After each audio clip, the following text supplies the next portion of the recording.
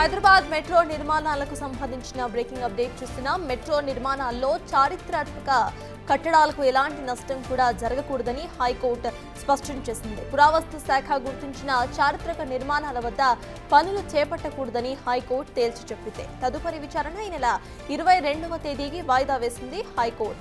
ఇక పాత బస్తీలో మెట్రో నిర్మాణ పనులపై హైకోర్టులో యాక్ట్ పబ్లిక్ వెల్ఫేర్ ఫౌండేషన్ ప్రజా ప్రయోజన వ్యాజ్యం దాఖలు చేసింది. 1998లో జారీ చేసిన జీవో 102 ప్రకారం చారిత్రక భవనాలను కాపాడాలి అని అన్నారు పిటిషనర్.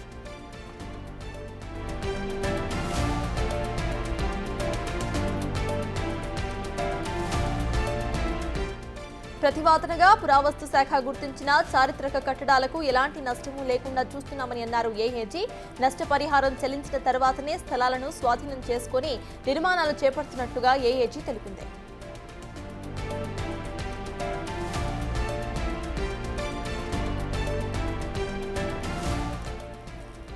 దీనిపై కౌంటర్ దాఖలు చేయడానికి అదనపు అడ్వకేట్ జనరల్ సమయం కోరారు. 22వ తేదీలోపు కౌంటర్ దాఖలు చేయాలని హైకోర్టు ఆదేశించింది.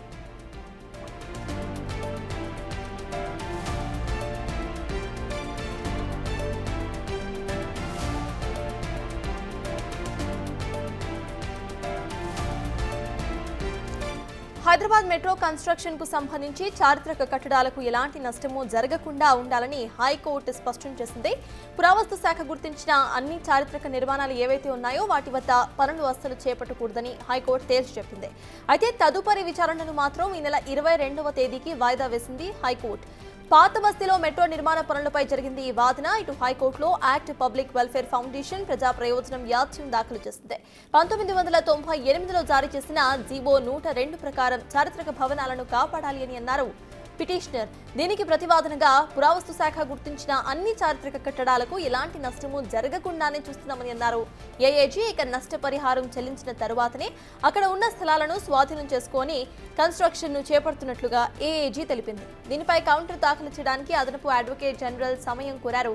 అయితే 22వ తేదీలోపు కౌంటర్ దాఖలు చేయాలని హైకోర్టు ఆదేశాలు జారీ చేసింది.